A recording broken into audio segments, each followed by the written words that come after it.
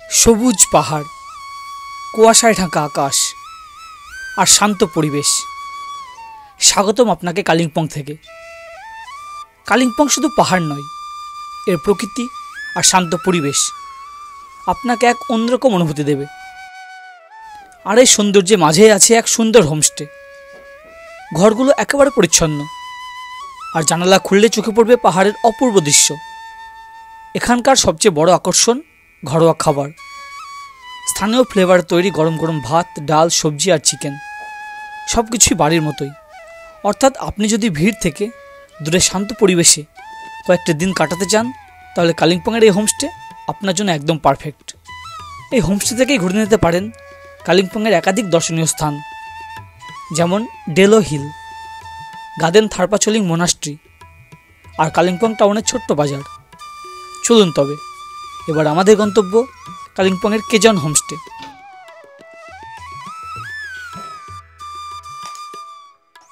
ঘড়িতে সময় দুপুর 2টো।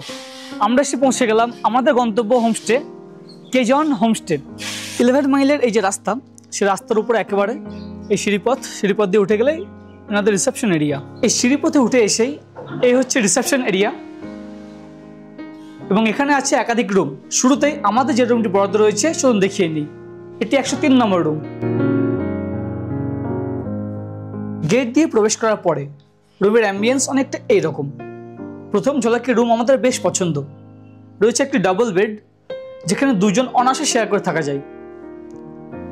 রুমটি বেশ পরিপাটি করে সাজানো, বেশ পরিষ্কার পরিচ্ছন্ন, যে কোনো হোমস্টেতে এসে যেটি দরকার। এবং এপাশে আছে একটি সোফা কাম বেড। মোটামুটি এই রুমে 3 জন কিন্তু অনায়াসে শেয়ার করে থাকাই যায়। আচ্ছা, যেটি দেখছি ফ্যানও রয়েছে কিন্তু। এপাশে বড় মিরর এবং অ্যাটাচ টয়লেট। টয়লেটটিও বেশ পরিষ্কার পরিচ্ছন্ন, ওয়েস্টার্ন স্টাইল। আছে গিজারের বন্দোবস্ত, এদিকে বেসিন মিররের বন্দোবস্ত। এই হোমস্টে যেটি সবচেয়ে আকর্ষণীয়, প্রতিটি রুমের এই দেখুন এই যে ব্যালকনি, এখান থেকে অপূর্ব ভিউ। সত্যি কথা বলতে হোমস্টে প্রবেশ করার পরেই রুম দেখেই আমার বেশ পছন্দ হয়েছে। সেই কারণেই এই হোমস্টের অন্যান্য যে রুমগুলি আছে যদি ফাঁকা থাকে, আমি নিশ্চয়ই আপনাকে ঘুরে দেখানোর চেষ্টা করব। ঘড়িতে সময় দুপুর 2:30। তড়িঘড়ি এসে ফ্রেশ হয়ে গেছি, যেহেতু দুপুরে খাবার সময় হয়ে এসেছে। এবার চলেছি আমার রুম থেকে।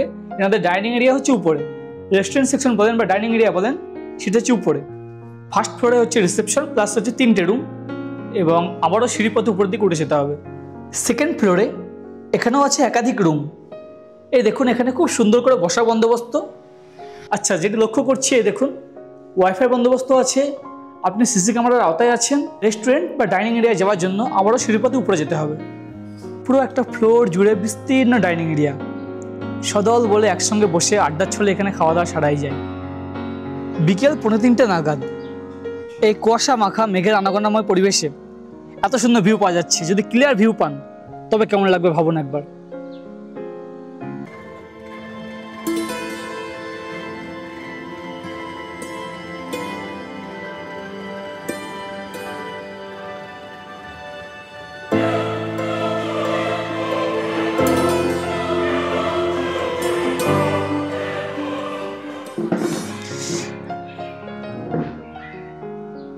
এই পাহাড়ের যে কোনো হোমস্টেতে ঘুরতে এলে আমাদের প্রধান প্রায়োরিটি থাকে যে হোমস্টে হবে সিমসাম, পরিষ্কার পরিচ্ছন্ন এবং একটু স্পেসিয়াস।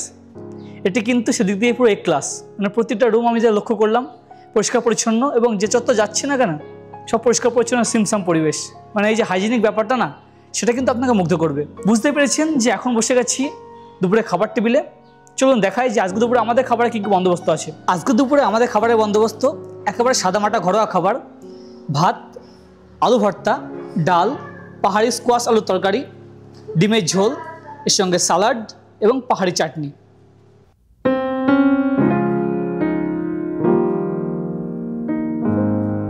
সন্ধ্যার পরে হোমস্টের যে ডাইনিং এরিয়া, সেটিও সুন্দর মায়াবী আলোকসজ্জায় সেজেছে।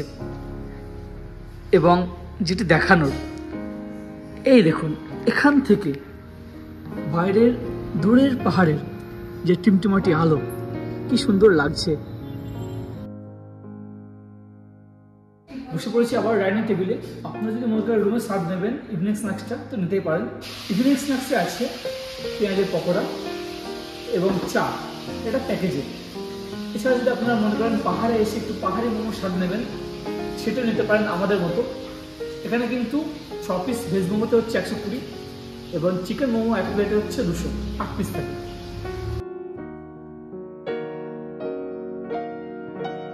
এছাড়া এই যে কিচেন হোমস্টে এনাদের মেনু কার্ড আছে, বিভিন্ন আইটেম পাওয়া যায়। আমি মেনু কার্ডটা দিয়ে রাখলাম, আপনারা আপনাদের পছন্দ মতো খাবার কিন্তু চুজ করতেই পারেন।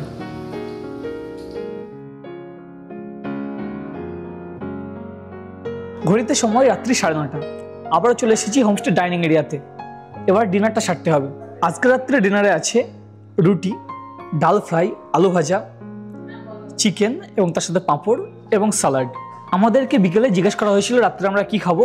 নর্মালি আপনি জানেন যে রাত্রিবেলা আমরা রুটি এটাই প্রেফার করে থাকি, তো আপনারা পছন্দ মতো রুটি বা ভাত যেটা খাবেন অবশ্যই জানিয়ে দেবেন।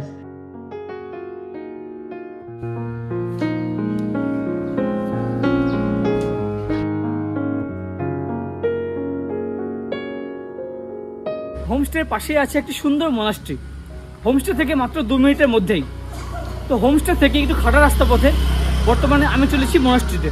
পাহাড়ে ঘুরতে এসে যদি একটি মনাস্ট্রি না ঘুরলাম তাহলে কিন্তু ট্যুরটি অসমাপ্ত থেকে যায়, সেই কারণে মনাস্ট্রি ঘুরতে আসার চিন্তা ভাবনা। আমরা এসে পৌঁছে গেছি গার্ডেন থারপাচোলিং মনাস্ট্রির যে প্রবেশ পথ ফটক সেখানে। চলুন ভিতরে প্রবেশ করা যাক।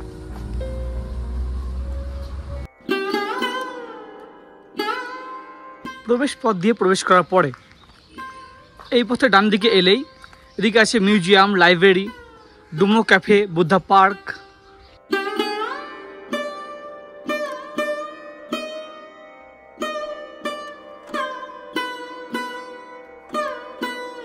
গার্ডেন থারপাচোলিং মনাস্ট্রি কালিম্পংয়ের অন্যতম এবং প্রাচীন তিব্বতী বৌদ্ধ মঠ। কালিম্পংয়ের দুরপিনদারা পাহাড়ের উপরে অবস্থিত এই সুপ্রাচীন মনাস্ট্রিটি তিব্বতের গালওয়াং রিনপোচে প্রতিষ্ঠা করেন 1912 সালে।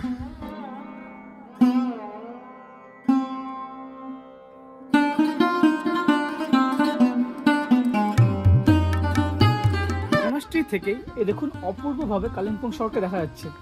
অ্যাকচুয়ালি কালিম্পং শহর থেকে মাত্র 2 কিলোমিটার মধ্যেই হচ্ছে এই মনাস্ট্রি, এবং এই মনাস্ট্রিতে প্রতিনিয়ত এখনও কিন্তু পূজা অর্চনা হয়ে থাকে।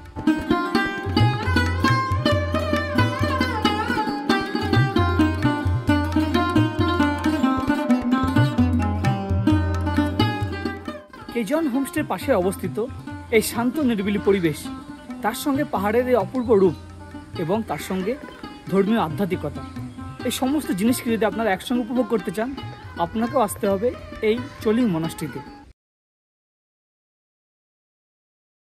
ঘড়ি বলছে এখন সময় সকাল 11টা। মনাস্ট্রিতে এরকম বিভিন্ন জায়গায় বসার বন্দোবস্ত করা আছে। এখানে বসেই সামনে পাহাড়ের দৃশ্য এবং মনাস্ট্রির পরিবেশকে উপভোগ করতে করতে কীভাবে সময় কেটে যাচ্ছে বুঝতে পারছি না। আপনারা যেদিনকে কালিম্পং আসছেন সেই দিনকেই হোমস্টেতে চেক ইন করার পরে রেস্ট করার পরে বিকালবেলা এই মনাস্ট্রি আসার প্ল্যান করুন। সেক্ষেত্রে পরের দিনকে আপনার Kalimpong local sightseeing city করতে পারবেন। তবে আমরা টায়ার্ড ছিলাম, ঘুমিয়ে গেছিলাম, সে কারণে আসতে পারিনি, ওই জন্য পরের দিন সকালে আসার প্ল্যান। তবে আমি বলবো প্রথম দিনকে বিকালবেলা আপনারা মনাস্ট্রি ঘুরুন এবং দ্বিতীয় দিনকে কালিম্পংয়ের যে লোকাল সাইট সিন 7 পয়েন্ট হতে পারে বা 8 পয়েন্ট হতে পারে সেগুলো আপনারা করতে পারেন। এর আগে কালিম্পং এসে আমি কালিম্পংয়ের লোকাল সাইট সিন করেছি এবং তার যে ভিডিও লিঙ্ক আমি ডেসক্রিপশনে এবং আই বাটনে দিয়ে রাখছি, আপনারা এই ভিডিওর পরে অবশ্যই দেখে নিতে পারেন।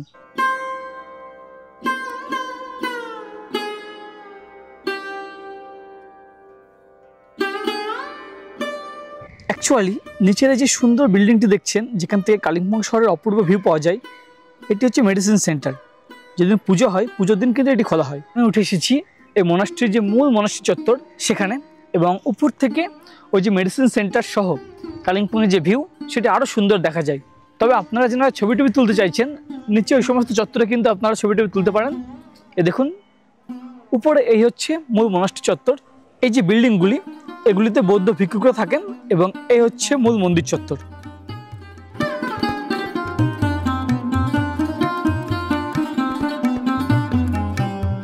অনেকটা সময় আমরা অতিবাহিত করলাম। এবারে মনাস্ট্রি থেকে আমাদের হোমস্টেতে ফিরে যাওয়া পালা।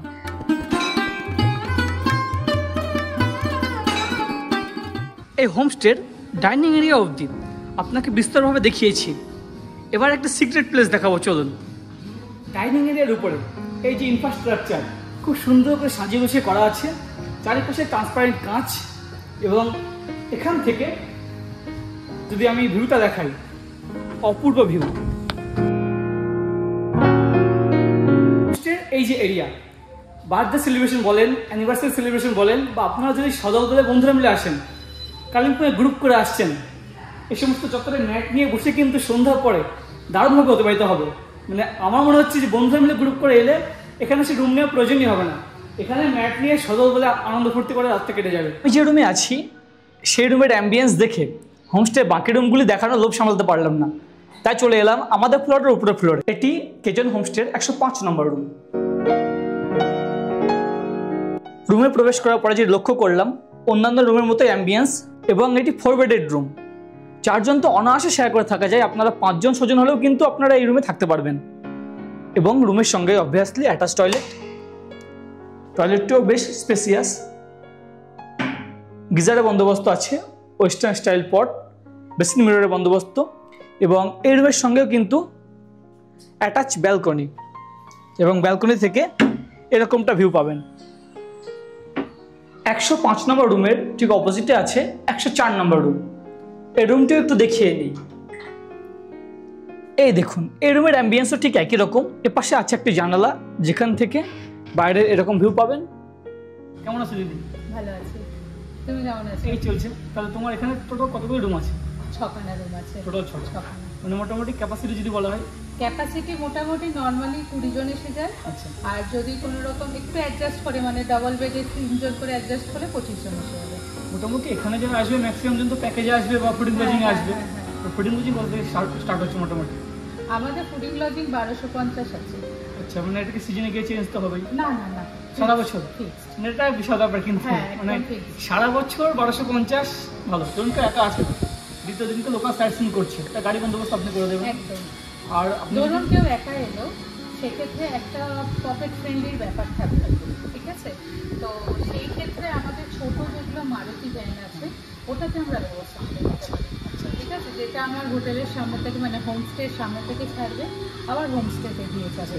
আর এমনি থেকে তো আমার সামনেই আপনার একটা সাইট সিনের মধ্যে একটা সাইট সিন আছে।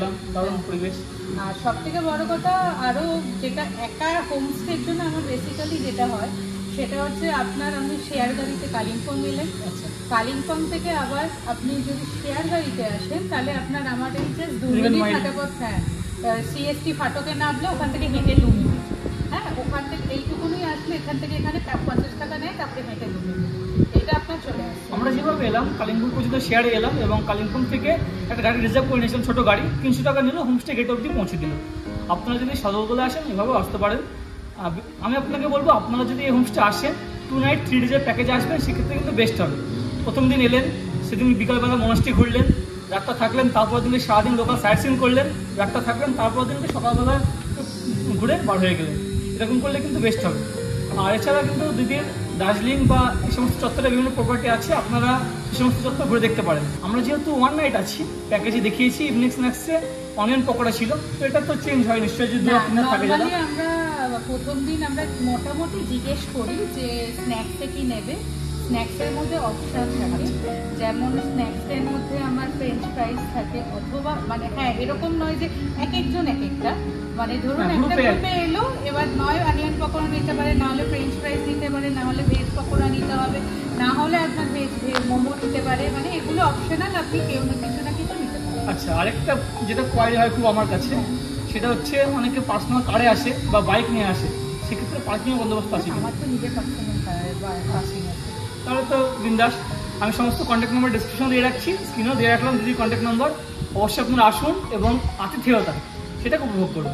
আর আরেকটা আমি জাস্ট এর মধ্যে পয়েন্ট আউট করছি, আমার এর সাথে আমার যেহেতু দুটো এক্সট্রা আছে অ্যাডভেঞ্চার ট্যুরের মধ্যে, হ্যাঁ, প্যাকেজের মধ্যে আমাদের এখানে রাফটিংয়ের ব্যবস্থা করে দেওয়া হয়, যেটা আমাদের নিজস্ব রাফটিংয়ের ব্যবস্থা আছে, আর প্যারাগ্লাইডিং রেলওয়েতে করে দেওয়া হয়। তাহলে পরে প্ল্যানটা আমি এরকমভাবে করতে পারি, মানে আপনারা ধরুন আসছেন সদলবলে, প্রথম দিনকে এনজিপি থেকে আসার সময় রাফটিং করুন, এসে এখানে এসে লাঞ্চ করুন, রেস্ট করার পরে মনাস্ট্রি ঘুরে নিন, রাতটা থাকুন, পরের দিনকে লোকাল সাইট সিন করুন, ডেলো পৌঁছে যান, এবং ডেলো গিয়ে প্যারাগ্লাইডিং করে আবার ফিরে আসুন, এবং তৃতীয় দিনকে একটু রেস্ট নিয়ে বেলা করে বার হন এবং এনজিপির উদ্দেশ্যে বার হয়ে যান, এবং যাওয়ার সময় কিন্তু আপনার এনজিপি সাফারিও করতে পারেন। এরকম করে যদি প্ল্যান করেন, দারুণ একটা প্ল্যান আপনার সাজাবেন। ঠিক আছে দিদি, ধন্যবাদ। Thank you. বন্ধুরা, এই ছিল কালিম্পং শহরের একেবারে সন্নিকটে সুন্দর একটি হোমস্টের খোঁজ। হোমস্টেটি আপনাদের কেমন লাগলো অবশ্যই নিচে কমেন্ট করে জানাবেন। ভিডিওটি কেমন লাগলো অবশ্যই কমেন্ট করে জানান। আর চ্যানেলটি এখন সাবস্ক্রাইব না করে থাকলে আজই সাবস্ক্রাইব করুন। আর এই হোমস্টেতে এসে আপনার কেমন অভিজ্ঞতা হয়েছে জানাতে ভুলবেন না কিন্তু। আজ এ পর্যন্তই, সাথে থাকুন, দেখতে থাকুন। অনেক অনেক ধন্যবাদ।